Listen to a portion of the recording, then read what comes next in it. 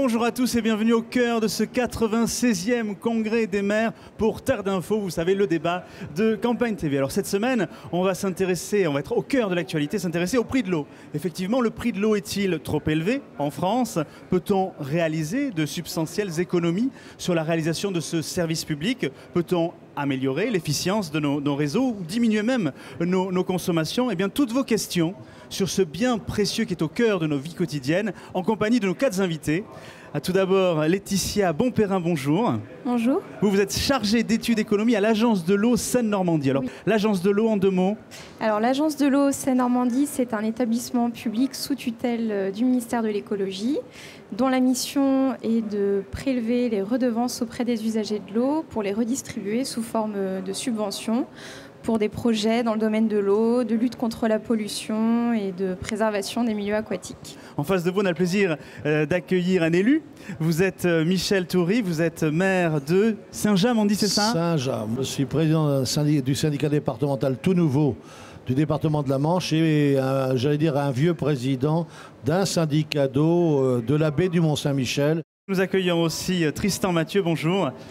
Bonjour. Vous êtes délégué général de la Fédération des entreprises de l'eau. Alors, on parlait de la régie tout à l'heure dans le secteur public, vous représentez un peu le secteur privé, c'est ça? Oui, complètement. Moi, je suis le délégué général de la Fédération professionnelle des entreprises de l'eau. C'est la fédération qui regroupe les opérateurs qui gèrent les services publics d'eau. Et nos adhérents, ce sont Veolia, Lyonnaise des Eaux, la SOR, la Nantaise des Eaux, Sogedo, qui gèrent les services publics d'eau pour les 2/3 des Français. Les gros concessionnaires, on va dire, d'eau, mais il y a aussi les plus petits, les indépendants, qui sont représentés par Pierre Etchard sur ce plateau. Vous êtes président de la Fédération des distributeurs d'eau indépendants, c'est ça? Oui, c'est ça, qui regroupe en fait les PME de l'eau. Voilà. PME, donc évidemment des tailles beaucoup plus moyennes, absolument, voilà. Mais un maillage sur le territoire aussi. Nous sommes complémentaires, mais différents.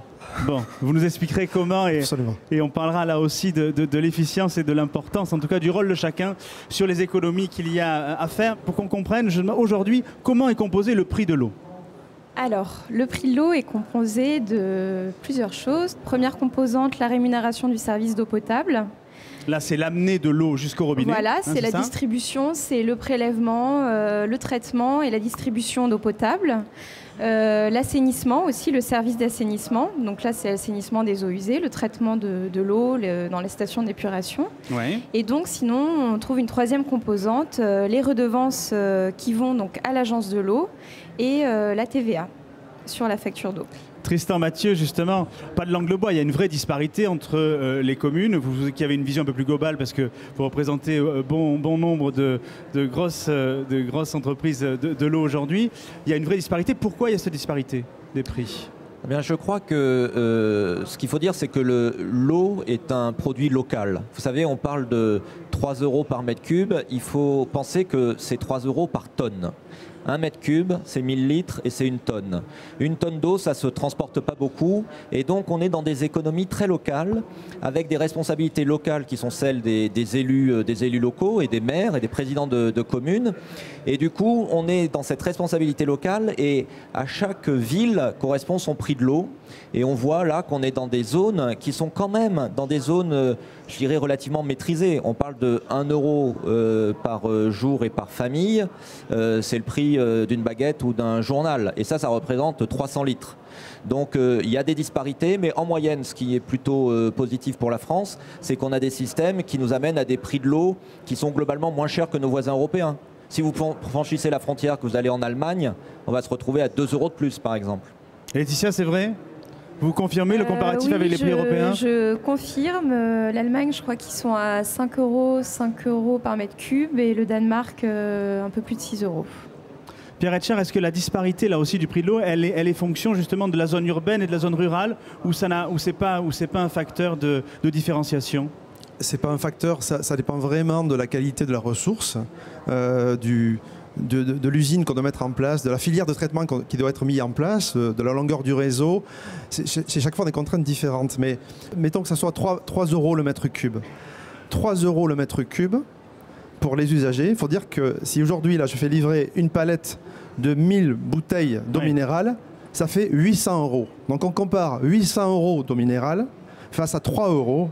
Il faut aussi relativiser les choses.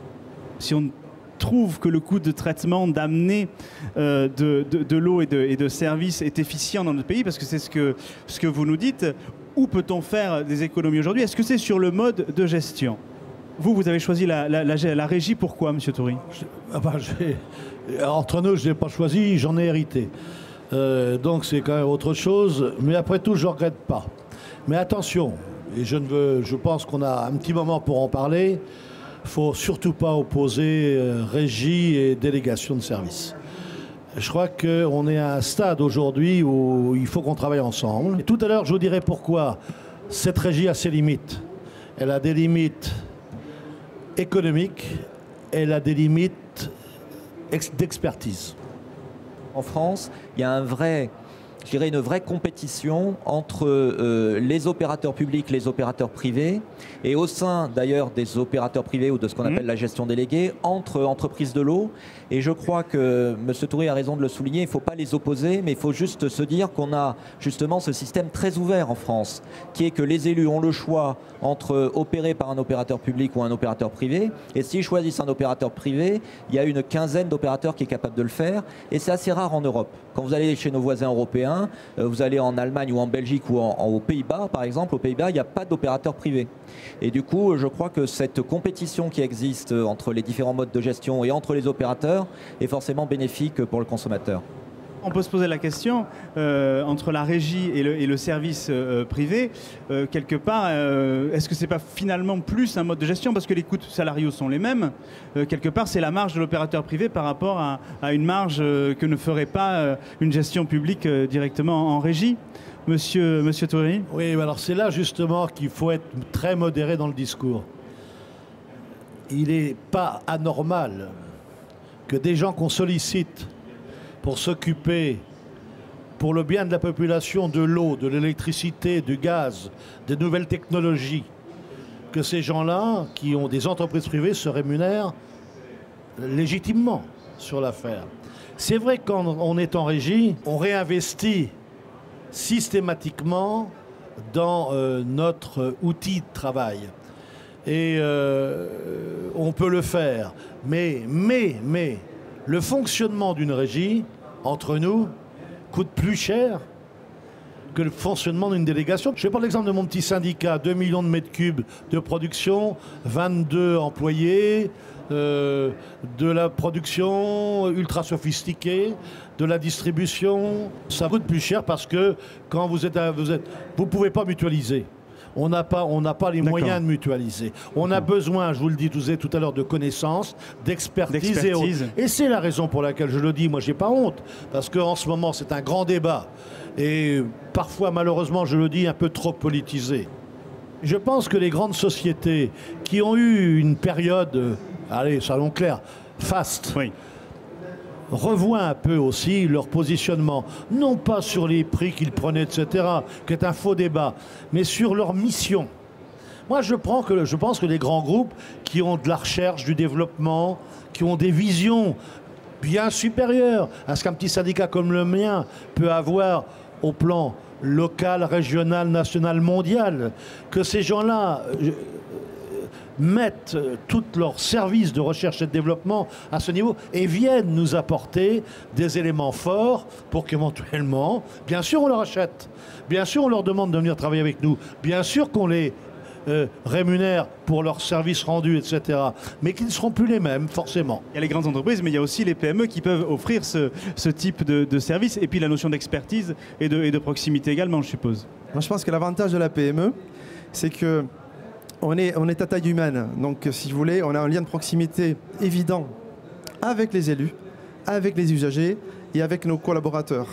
Moi, dans mon entreprise, je connais tous mes collaborateurs et je peux leur proposer un vrai projet d'entreprise. Si je dirige une régie, honnêtement, je ne saurais pas comment les motiver.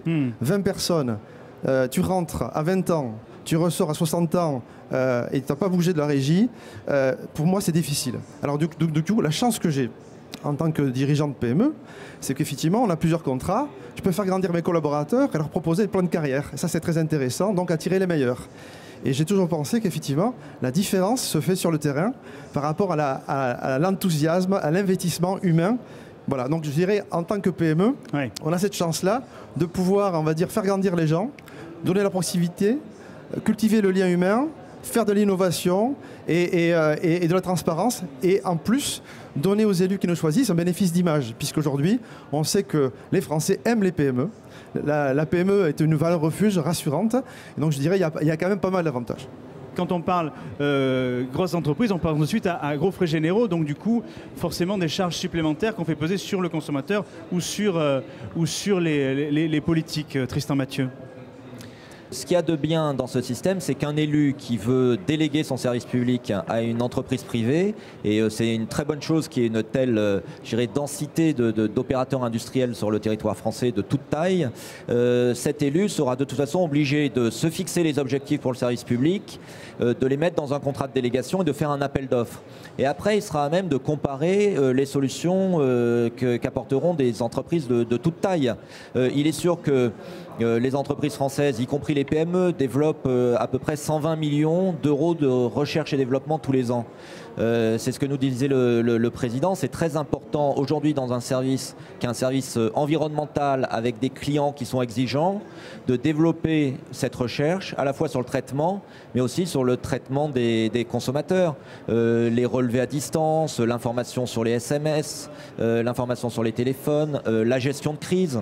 Voilà. Et je crois que les entreprises françaises aujourd'hui, elles apportent tous ces services-là, et que c'est une bonne chose que les élus puissent avoir chez eux à disposition ce type d'entreprise.